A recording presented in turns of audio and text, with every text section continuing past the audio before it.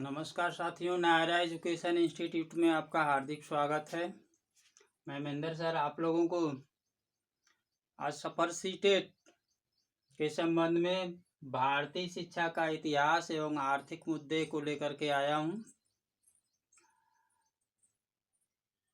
जैसा कि पिछले वीडियो में मैंने आप लोगों को टॉप 15 क्वेश्चन बताया था, आज फिर मैं टॉप 15 क्वेश्चन को लेकर के आपके सामने रूबरू हुआ हूं, जो आपके सीटेट की परीक्षा में प्रश्न पूछे जा सकते हैं। इसके साथ ही साथ BA, MA, BTC, BEd, MEd तक के छात्रों के लिए यह महत्वपूर्ण है। किसी भी क्लास के एजुकेशन से रिलेटिव स्टूडेंट इसको जो है पढ़ करके लाभ उठा सकते हैं। साथियों, पहला क्वेश्चन है, वैदिक काल की शिक्षा में उपनयन संस्कार के उपरांत वैदिक काल की शिक्षा में उपनयन संस्कार के उपरांत बालक ब्रह्मचर्य आश्रम में प्रवेश करता था, वहां पर उसे क्या कहा जाता था?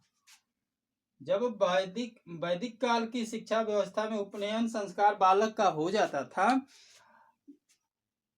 वह ब्रह्मचर्य आश्रम में प्रवेश करता था, तो वहां पर उस बालक को क्या कहा जाता था?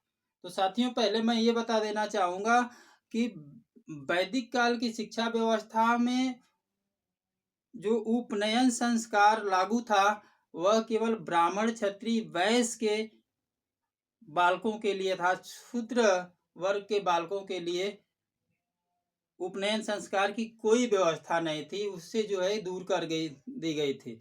साथियों, इसमें जो है ब्राह्मण वर्ग के बालक के लिए उपनयन संस्कार की व्यवस्था 8 वर्ष, क्षत्रिय वर्ग के बालक के लिए उपनयन संस्कार की व्यवस्था 11 वर्ष और वैश्य वर्ग के छात्र के लिए जो है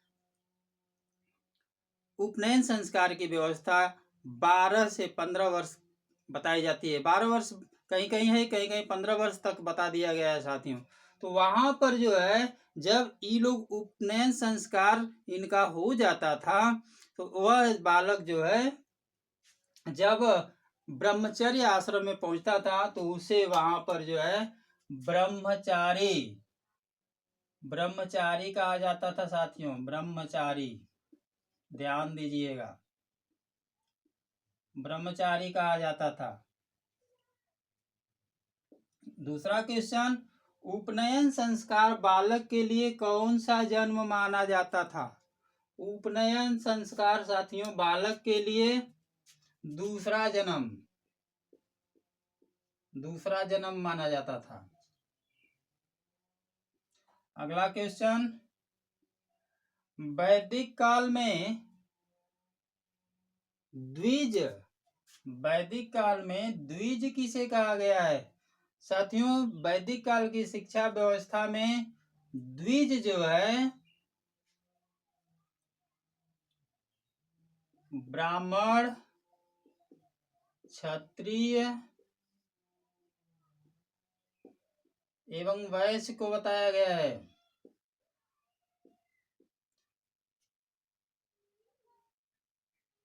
वैदिक काल की शिक्षा व्यवस्था में द्विज जो है ब्राह्मण, क्षत्रिय, वैश्य को बताया गया। इसका आशय होता है 2 बार जन्म लेना।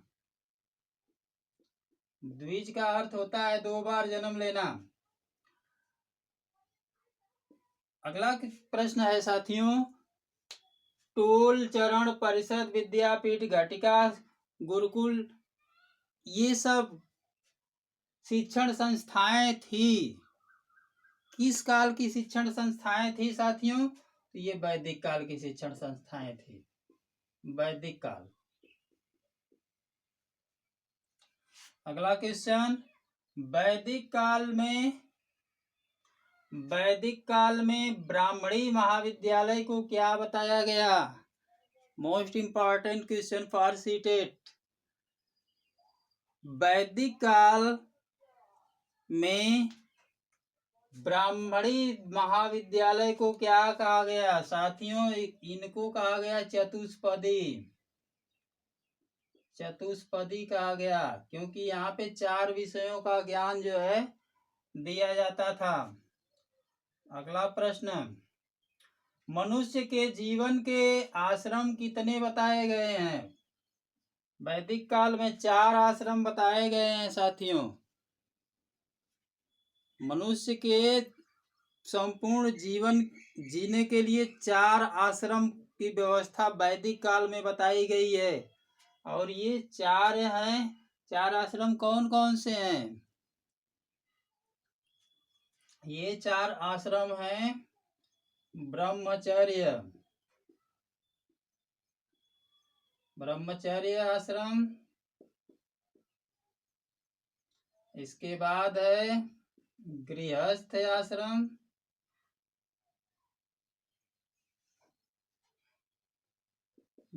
आश्रम, वानप्रस्थ आश्रम और सन्यास।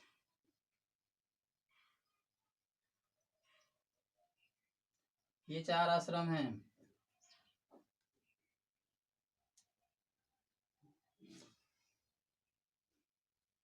अगला क्वेश्चन है, बौद्ध धर्म में पब्बजा का अर्थ क्या होता है?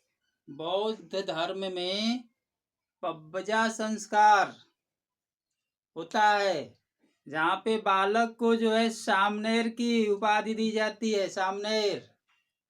तो ये बौद्ध धर्म में पब्बजा का अर्थ क्या होता है? बौद्ध धर्म में पब्बजा का अर्थ होता है बाहर जाना, बाहर जाना।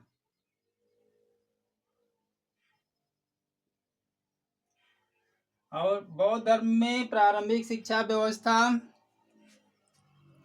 किस उम्र में बताई गई है, किस आयु में बताई गई है साथियों? बौद्ध धर्म में शिक्षा के लिए जो प्रारंभिक शिक्षा के लिए व्यवस्था है, 8 वर्ष पूरा होने पर, 8 वर्ष पूरा होने पर ब्राह्मण ये बौद्ध धर्म की शिक्षा प्रदान करने का अधिकार है। जो जहाँ पर जो है बौद्ध मठ के जो मुख्य भिक्षुक होंगे, सर्वश्रेष्ठ भिक्षु होंगे, वह बालक को जो है 3 बार बुद्धं शरणं गच्छामि, धम्मं शरणं गच्छामि, संघं शरणं गच्छामि का उच्चारण कराते हैं। इसके बाद उनको वहीं से जो है शिक्षा प्रारंभ हो जाती है। अगला क्वेश्चन, मुस्लिम काल में प्रारंभिक शिक्षा के केंद्र थे। मुस्लिम काल में साथियों प्रारंभिक शिक्षा के केंद्र थे मकतब बताए गए, दरगाह बताए गए और खानकाह बताए गए। ये जो है प्रारंभिक शिक्षा के केंद्र हैं। अगला क्वेश्चन, 8+3+3 शिक्षा प्रणाली किस कमीशन ने प्रस्तावित की? 8+3+3 शिक्षा प्रणाली किस कमीशन ने प्रस्तावित की? बताइए साथियों। ये 1952-53 का समय मुदालियर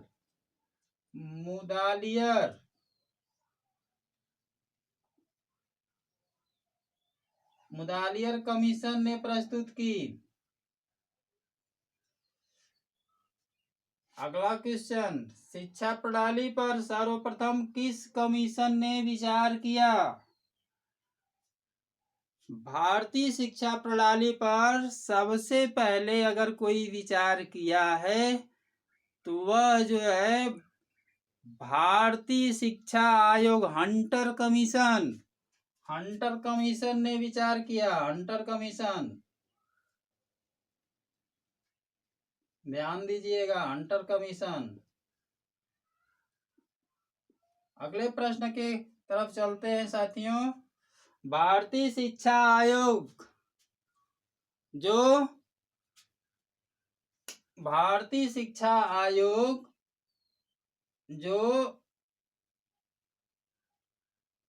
ये जो है 1964 से 66 तक का है व्यवस्थित। इसके अध्यक्ष DS कोठारी हैं। इन इन अध्यक्ष जो DS कोठारी है, इनका पूरा नाम क्या है? इनका पूरा नाम है साथियों दौलत सिंह कोठारी, दौलत सिंह कोठारी। ध्यान दीजिएगा। अगला क्वेश्चन, शिक्षा के क्षेत्र में SSA किसे कहा गया है? Very very most important question for CTET exam. शिक्षा के क्षेत्र में SSA किसे कहा गया है?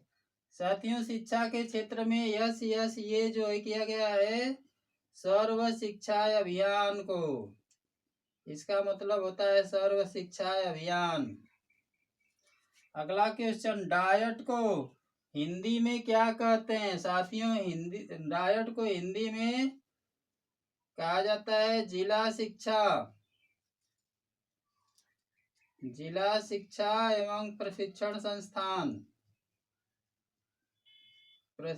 संस्थान, इसको डायट कहा जाता है।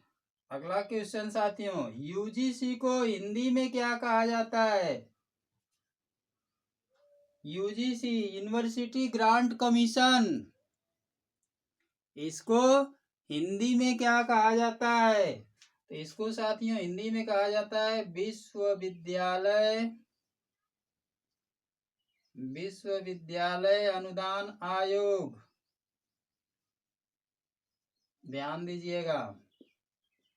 अगला क्वेश्चन, NCERT को हिंदी में क्या कहते हैं?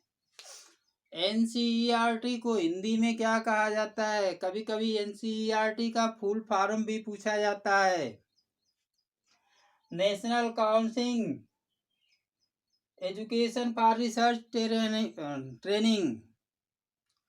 तो साथियों national counselling for education research training जो NCERT है उसका हिंदी में क्या नाम है? उसे हिंदी में किस नाम से जाना जाता है? इसको साथियों बताया जाता है राष्ट्रीय शैक्षिक अनुसंधान एवं प्रशिक्षण परिषद। ये साथियों आज आपने पढ़ा जो आपकी परीक्षा में पूछे जा सकते हैं। BA की परीक्षा में, MA की परीक्षा में, BTC की परीक्षा में, एमएड तक की परीक्षाओं में जो है आपसे प्रश्न पूछे जा सकते हैं। स्टेट, सीटेट, सुपर टेट में तो पूछे ही जाते हैं। तो मुझे आशा और विश्वास है कि आज आपने जो पढ़ा वैदिक काल की शिक्षा में उपनयन संस्कार के उपरांत ब्रह्मचर्य आश्रम में प्रवेश जो बालक करता था उसे वहां पर ब्रह्मचारी कहा जाता था। उपनयन संस्कार बालक के लिए दूसरा जन्म माना गया। वैदिक काल में द्विज जो है ब्राह्मण क्षत्रिय वैश्य को बताया गया। द्विज का अर्थ होता है दो बार जन्म लेना। टोल, चरण, परिषद, विद्यापीठ, घटिका और गुरुकुल ये शिक्षण संस्थाएं वैदिक काल की शिक्षण संस्थाएं थी। वैदिक काल में ब्राह्मणी महाविद्यालय को चतुष्पदी कहा गया। इसके पीछे कारण था 4 विषयों का ज्ञान कराना। मनुष्य के जीवन काल में जो है कि 4 आश्रम बताए गए, ब्रह्मचर्य, गृहस्थ, वानप्रस्थ, संन्यास। इसमें जो है इधर उधर हो सकता है, आप जो है कि कंफर्म कर लेंगे। बौद्ध धर्म में पब्बजा का अर्थ होता है बाहर जाना। बौद्ध धर्म में पब्बजा संस्कार प्राप्त करते ही और इसकी उम्र 8 वर्ष बताई गई है। बालक को जो है कि बौद्ध प्रारंभिक शिक्षा के अधिकार दे दिए गए। मुस्लिम काल में प्रारंभिक शिक्षा के केंद्र मकतब, दरगाह और खानकाह थे। 8+3+ शिक्षा प्रणाली को जो है कि 1952-53 में मुदारियल कमीशन ने प्रस्तावित की थी। शिक्षा प्रणाली पर सर्वप्रथम सबसे पहले जो है हंटर कमीशन ने विचार किया। DS कोठारी का पूरा नाम दौलत सिंह कोठारी था। यस ये सर्व शिक्षा अभियान को कहा जाता है। डायट को हिंदी में जिला शिक्षा एवं प्रशिक्षण संस्थान बोला जाता है। UGC को हिंदी में विश्वविद्यालय अनुदान के नाम से जाना जाता है। और NCERT का full form national council for education research training, जिसे हिंदी में राष्ट्रीय शैक्षिक अनुसंधान एवं प्रशिक्षण परिषद के नाम से जाना जाता है। साथियों, आज का वीडियो यहीं तक।